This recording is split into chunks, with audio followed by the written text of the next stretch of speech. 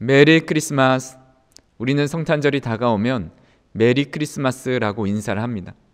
메리라는 말은 즐겁고 행복하다라는 뜻이고, 크리스마스는 크라이스트, 예수님과 마스, 예배하다, 경배하다라는 뜻의 합성어입니다. 즉 메리 크리스마스 안에 예수님을 기쁨으로 경배합니다, 예배합니다라는 그런 의미가 담겨 있습니다.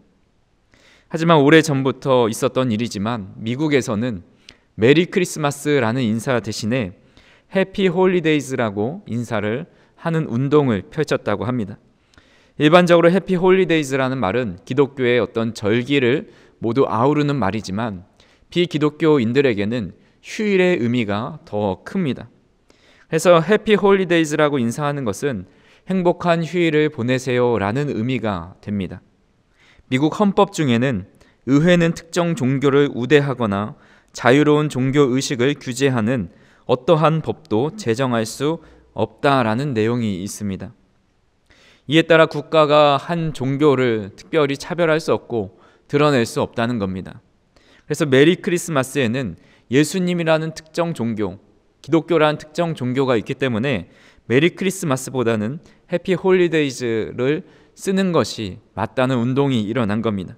그래서 거의 모든 공중파 방송 진행자들은 성탄절이 되면 해피 홀리데이즈라고 인사를 하고 여러 문구나 또 광고도 그런 문구를 내보냅니다. 제가 미국의 최대 쇼핑몰인 아마존과 월마트 사이트를 방문해 보았습니다. 그 사이트에서 크리스마스라는 단어보다는 홀리데이 샵, 홀리데이 딜스, 홀리데이 기프트라는 말을 사용합니다. 크리스마스 파티 때 입는 파자마도 크리스마스 파자마가 아니라 홀리데이 파자마라고 써 놓았습니다. 영국에서도 오래전부터 크리스마스라는 말 대신에 윈터벌이라는 말로 바꾸자는 이야기가 있었습니다. 윈터벌은 윈터, 겨울과 페스티벌의 합성어입니다. 겨울철의 축제라는 겁니다.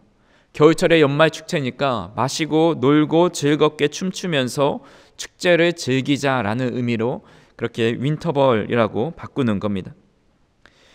요즘은 모든 나라가 그런 것 같습니다. 우리나라뿐만 아니라 대부분 요즘은 상업주의와 물질주의 그리고 쾌락주의에 물들어서 성탄절을 그저 연말의 축제와 노는 날로 여기고 있습니다. 더 안타까운 것은 세상 사람들은 예수님을 모르니까 그럴 수 있다고 할 수 있습니다. 하지만 우리 믿는 자들은 또한 이 크리스마스를 연말 모임하기 좋은 날, 연말에 여행하기 좋은 날, 가족과 연인과 행복한 시간을 보내는 날로 여기고 있다라는 겁니다.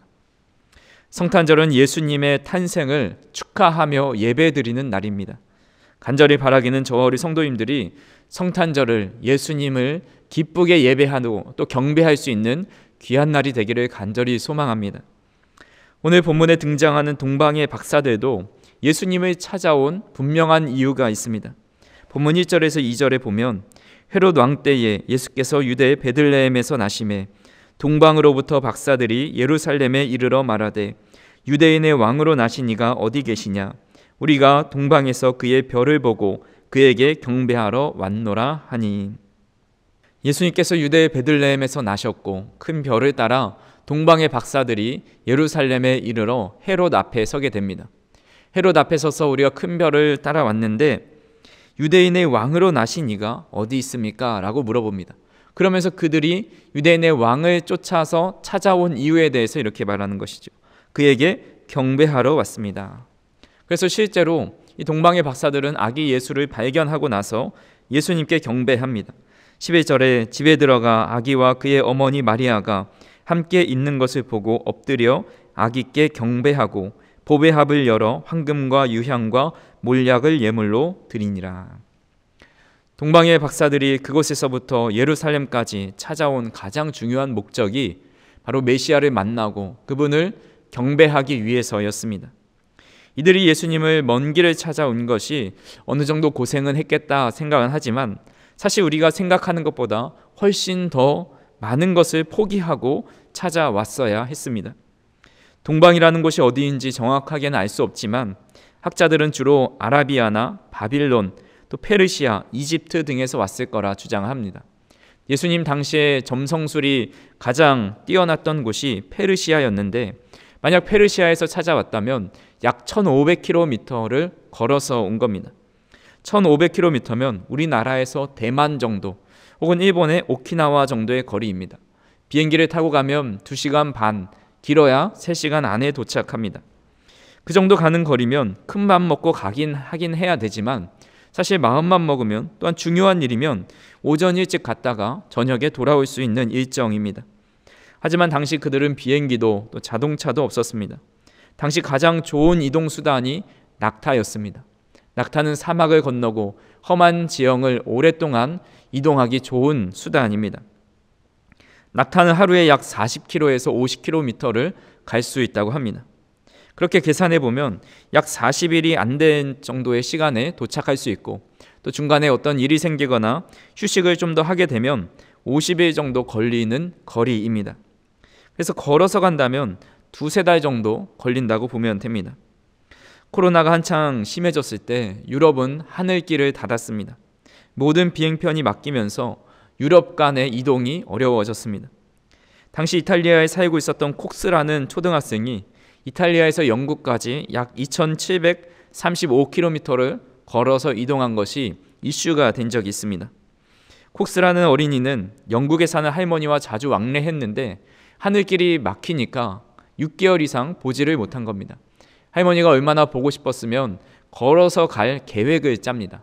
아주 주도 면밀하게 어떤 경로로 가야 될지를 딱 작성해서 부모님께 보여드렸지만 당연하게도 부모님은 반대합니다.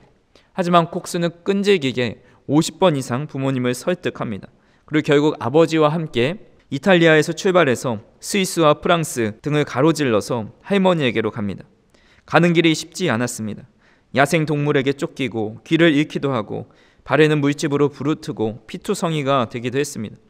새와 귀뚜라미 소리 때문에 야외에서 밤잠을 설치기도 합니다. 하지만 결국 3달을 걷고 차를 얻어 타고 해서 할머니 집에 도착해 할머니와 뜨거운 포옹을 합니다. 그런 과정을 영상으로 올려서 많은 사람들에게 감동을 준 적이 있습니다. 지금도 1500km를 이동하는 것은 쉽지 않습니다. 하지만 당시 그렇게 먼 거리를 이동하기 위해서는 숱한 희생과 고난을 경험해야 했습니다. 산을 건너야 했을 것이고 유브라데와 티그리스 강을 건너야 했습니다. 또 사막의 그 밤의 차가운 날씨를 경험해야 했을 겁니다. 집에 두고 온 가족들에 대한 염려도 있었을 겁니다. 그러나 박사들에게는 이 모든 것보다 더 중요한 관심사가 있었습니다. 바로 예수님을 만나서 경배하는 일이었습니다. 이들이 이방인이었음에도 불구하고 직접 예루살렘에 와서 경배하지 않고는 도저히 참을 수 없을 정도로, 견딜 수 없을 정도로 그런 열정을 가지고 찾아온 겁니다. 박사들은 예수님을 단지 유대인의 왕이 아니라 하나님의 아들로 또한 온 세상의 통치자로 여기고 있었다라는 겁니다. 이런 박사들과 상반된 모습을 보이는 인물이 나옵니다. 바로 헤롯입니다. 헤롯은 신약 성경에 많이 등장해서 때로는 어떤 헤롯인지 헷갈릴 때가 있습니다. 일반적으로 선대 헤롯을 다른 헤롯들과 구분하기 위해서 헤롯 대왕이라고 부릅니다. 그는 예수님 태어나셨을 때 유대의 왕이었고 또한 아이들을 학살하였습니다. 그의 아들 헤롯 안티파스는 세례 요한을 처형했고 예수님을 재판하였습니다. 그리고 그 뒤를 이어서 헤롯 아그리파 1세가 초대교회를 박해하였고 또 헤롯 아그리파 2세가 바울과 변론하였습니다. 헤롯 대왕은 유대인도 아니었지만 정치적 줄타기를 잘해서 로마에서는 그를 유대의 왕으로 임명해 주었습니다. 그래서 그는 그 권력을 유지하기 위해서 가혹한 정책을 펼칩니다. 반대 세력은 철저히 무너뜨리고 자신의 가족조차 의심이 들면 처형할 정도로 잔혹한 왕이었습니다. 실제로 그의 아내와 장모와 세 아들을 처형하였다라는 기록이 있습니다. 그렇게 치열하게 잡은 권력이었고 그는 유대인이 아니어서 늘 암살의 위험 속에 있었기 때문에 그렇게 끈질기게 어떻게 해서든 권력을 유지하려던 사람이 갑자기 동방에서 박살하는 사람이 찾아와서 유대의 왕이 나셨는데 그분이 어디 있냐라고 말하니 이 헤롯 왕은 당황할 수밖에 없었습니다. 그래서 3절 말씀에 보면 헤롯 왕과 온 예루살렘이 듣고 소동하였다라고 기록하고 있습니다. 내가 어떻게 해서 이 자리를 지켜내고 차지하였는데 그 자리를 아이한테 빼앗길 수 없지라는 마음으로 온몸에 소용돌이 친 겁니다. 헤롯이 유대인의 왕으로 있었지만 대부분의 유대인들에게 사랑받지 못했습니다. 합법적으로 왕의 후손도 아니었고 유대인이 아니었습니다. 그러던 차에 동방에서 온 사람들이 유대인의 왕으로 나신 이에게 경배하러 왔다라는 소식에 당황하고 소동할 수밖에 없었습니다. 헤롯은 박사들에게 말합니다. 8절에 베들레헴으로 보내며 이르되 가서 아기에 대하여 자세히 알아보고 찾거든 내게 고하여 나도 가서 그에게 경배하게 하라. 헤롯은 박사들처럼 그도 아기에게 가서 경배하겠다고 하지만 속에서는 그 아이를 죽일 생각뿐이었습니다. 박사는 별을 따라서 아기 예수께 가서 경배했고 밤에 다른 길로 돌아가라는 말씀을 듣고 헤롯을 피해서 다른 길로 귀국하였습니다. 얼마 시간이 지난 후에 헤롯은 자신을 속였다라는 소식을 듣고 헤롯이 베들레헴에 사는 2살 이하의 아이를 살해하는 사건이 일어납니다. 우리는 여기서 박사들과 헤롯의 상반되는 모습을 보게 됩니다. 동방의 박사들은 자신의 목숨을 걸고서라도 온 땅의 왕이신 예수님을 경배하러 왔습니다. 온 땅의 왕이 오시니 자신들은 자신의 마음의 왕자에 내려놔 예수님을 그들의 마음의 왕으로 모셨습니다. 하지만 헤롯은 자신의 자리를 위협하는 것이 있다면 제거하였습니다. 자신이 앉은 왕자를 누구에게도 빼앗기지 않으려고 했던 것입니다. 우리나라 조선 초기 왕자의 난이 있었습니다. 태조 이성계가 이방원과 함께 또한 정도전과 함께 나라를 세웠지만 그 공로를 이방원에게 돌리지 않고 그의 이복 형제인 이방석을 세자로 정합니다. 이방원은 이에 불만을 가져서 결국 반란을 일으켜서 이방석과 그를 지지하던 신하들을 제거합니다. 이때 이방원은 스스로 왕이 되지 않고 그의 형이었던 정종 이방관을 왕으로 세웁니다. 정종이 왕이 되었지만 실권은 이방원에게 있었습니다. 1400년 이방관이 이방원을 몰아내려고 했지만 결국 패배했고 태종 이방원이 왕이 되면서 조선의 왕권을 강화하였습니다. 하늘 아래 태양이 둘일 수 없다라는 말이 있습니다. 그래서 우리나라뿐만 아니라 전 세계 역사 속에서 왕자 하나를 놓고 전쟁을 일으키고 살인을 저지르고 갖가지 모략과 암수를 씁니다. 성경에도 등장하는 대표적인 왕권 다툼이 있습니다. 압살롬이 아버지 다윗을 반역한 것입니다. 그 왕자 하나를 차지하기 위해서 아버지에게 반기를 든 겁니다. 또한 다윗이 죽게 되었을 때 아도니아가 왕위를 노렸지만 솔로몬이 왕이 되었습니다. 아무리 형제이고 부모지간이다 할지라도 2명의 왕이 한 나라에 존재할 수 없는 것입니다. 우리 마음의 왕자도 마찬가지입니다. 한 마음 아래 한 2개의 태양이 있을 수는 없습니다. 우리 주님이 만왕의 왕으로 이 땅에 오셨다면 우리는 그 왕자의 자리를 기꺼이 주님께 드리고 우리는 내려와야 합니다. 하지만 우리 안에는 아직도 작은 헤롯이 건재하게 있습니다. 사람은 누구나 마음속에 작은 헤롯이 있어서 자신이 선장이고 주인이 되기를 원합니다. 누군가 자신을 지배하려 든다고 한다면 본능적으로 적의를 품습니다. 팀 켈러 목사님이 우리 인간이 가지고 있는 본성, 하나님을 인정하지 않으려는 그 본성에 대해서 이렇게 말을 합니다. 하나님이 주시는 사랑, 도움, 힘, 용서, 행복을 원한다 해서 실제로 그분 자신을 찾거나 원하는 것은 아니다. 많은 사람들이 구도자처럼 보이지만 마음은 자기가 얻을 이 속에 가 있다. 오로지 돈 때문에 친구를 사귀거나 심지어 돈만 보고 결혼하는 사람과 같다. 이런 견해를 뒷받침하는 증거는 탄탄하다. 삶이 자신의 뜻대로 풀리지 않고 하나님이 기도에 응답하지 않아 신앙을 버렸다고 고백하는 사람들이 부득이수다. 그렇기에 사람들은 각자가 원하는 하나님을 찾을지는 몰라도 성경에 친히 자신을 계시하신 그 하나님을 찾는 사람은 하나도 없다. 성경에서도 말씀하시기를 의인은 없나니 하나도 없다고 말씀하신 것처럼 온전히 하나님을 찾는 사람이 없다라는 겁니다. 하나님을 잘 믿는 것 같지만 그 속에는 다른 마음이 있습니다. 두 마음이 있습니다. 헤롯이 나도 하나님께 경배한다고 입술로는 말하지만 속으로는 자신의 왕위를 더 견고하게 하려는 생각만 가지고 있었습니다. 마찬가지로 우리의 삶에 늘 자신의 뜻대로 풀리지 않고 기도에 응답되지 않으면 우리는 하나님은 계시지 않다라고 생각하면서 스스로 만들어 놓은 하나님을 섬기고 있습니다. 그래서 하나님을 믿는 순간부터 우리 안에는 왕자의 난이 시작되는 겁니다. 한 개의 왕자를 놓고 육신과 이 성령의 영적 전쟁을 시작하는 겁니다. 갈라디아서 5장 17절에 말씀합니다. 육체의 소욕은 성령을 거스르고 성령은 육체를 거스르나니 이 둘이 서로 대적함으로 너희가 원하는 것을 하지 못하게 하려 함이니라. 우리가 주님을 믿는 순간 성령님은 우리 안에 들어오십니다. 성령으로 하지 않고는 진정으로 주님이라 고백할 수가 없습니다.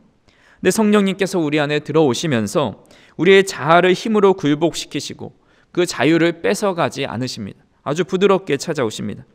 성령님이 우리 안에 계시지만 육체의 소욕도 함께 존재한다는 겁니다. 나의 욕심, 나의 옛 성품을 그냥 두신 채로 성령님이 거하고 계십니다. 그렇기 때문에 예수님을 믿는다는 것은 어떤 의미로 새로운 갈등이 시작되는 겁니다. 아브라함에게 두 아들이 있었습니다. 육적인 첫째 아들은 이스마엘입니다. 아브라함이 약속을 받았지만 나이가 점점 들어감에 있어서 더 이상 늦어졌다가는 약속의 아이 또한 얻지 못하겠다 생각을 해서 이 하갈과의 관계 속에서 태어난 아들이 이스마엘입니다. 종의 자식이었다 할지라도 아브라함 자신의 아들이니까 이뻐하였을 겁니다. 물론 하갈과 사라 사이에 갈등은 있었지만 그것이 큰 문제는 아니었습니다. 하지만 약속의 아들 이삭이 태어나자 그 순간부터 둘 사이의 갈등은 더 심화됩니다. 그리고 결국 하갈과 이스마엘은 집에서 쫓겨납니다. 육적으로 얻은 아들과 약속의 아들이 함께 공존할 수 없었던 것입니다. 우리도 주님을 영접하기 전에는 영적인 갈등이 크지 않았습니다. 그냥 세상이 원하는 대로 살아가고 어느 정도 도덕적인 선만 지키면서 어느 정도 착한 행실을 하면서 그렇게 살아갔으면 됐습니다. 근데 우리 안에 성령님이 들어오는 순간 우리 육신의 정욕과 소욕이 성령님을 거부합니다. 여전히 내가 왕위에 있고 그런 싶은 마음이 있어서 그 왕자를 주님께 내어드리지 못합니다. 이것이 우리가 겪는 영적인 갈등입니다. 우리는 성탄절을 맞이하기 전에 서열 정리를 제대로 해야 합니다. 예수님은 자신을 절대적 왕으로 계시하시면서 어깨에 정사를 메시고 기묘자요 모사요 전능하신 하나님이요 영존하시는 아버지요 평강의 왕으로 이 땅 가운데 오셨습니다. 우리가 그 하나님을 믿는다면 우리 안에 있는 헤롯을 더 작게 만들어야 되고 아무런 영향력을 미치지 못하도록 내어 쫓아야 합니다. 그래서 대림절 기간에 우리가 해야 할 것은 우리 안에 있는 작은 헤롯을 없애버리고 왕으로 오신 주님을 우리 마음의 왕자에 온전히 모셔야 하는 것입니다. 그렇게 할 때 저와 우리 성도님들이 이 동방의 박사들처럼 온 마음과 뜻을 다하여서 하나님을 경배하고 예배할 수 있는 겁니다.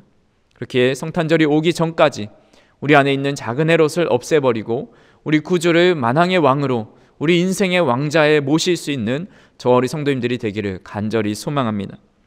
두 번째로 살펴볼 것은 성경은 왜 동방박사 이야기를 기록한 것일까에 대해서 생각을 해보았습니다.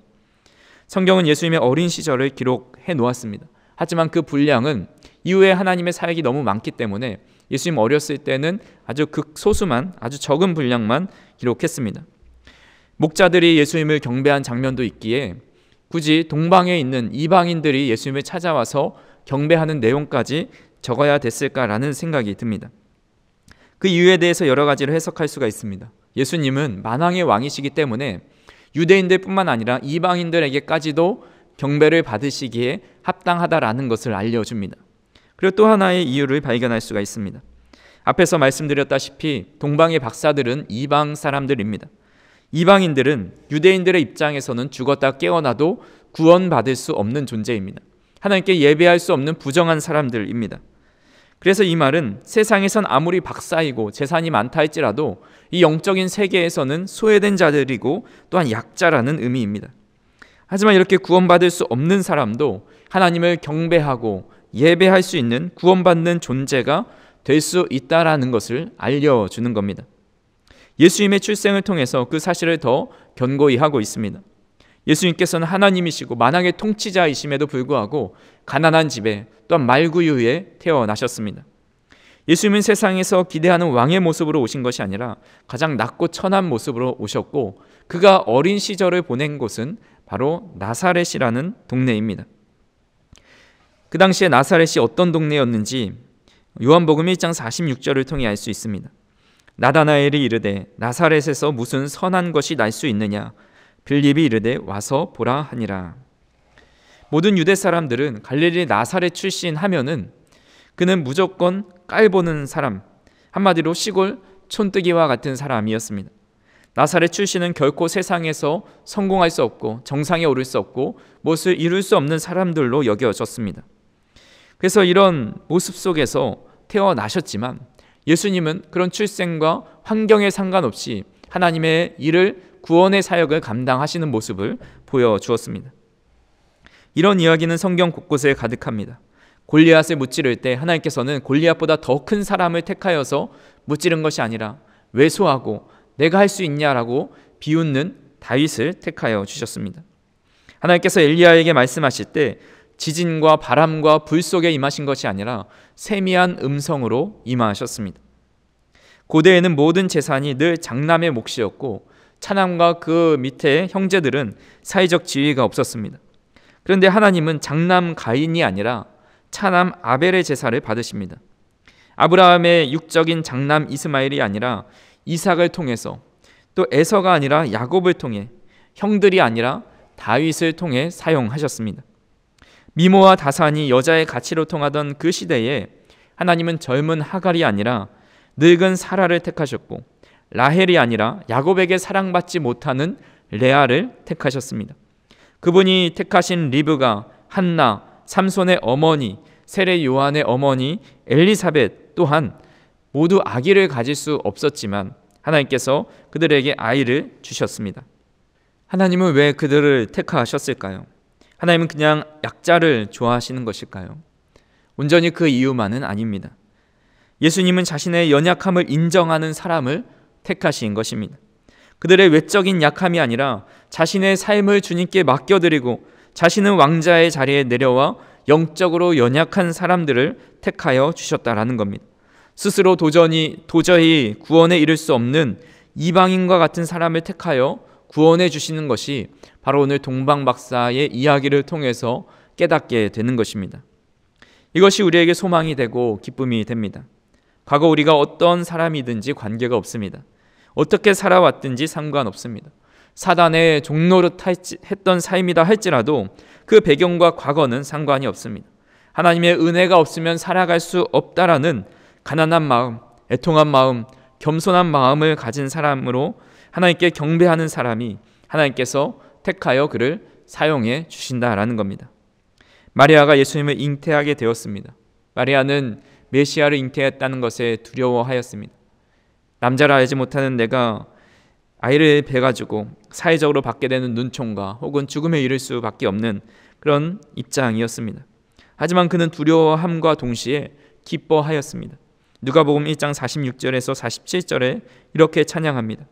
마리아가 이르되 내 영혼이 주를 찬양하며 내 마음이 하나님 내 구주를 기뻐하였음은.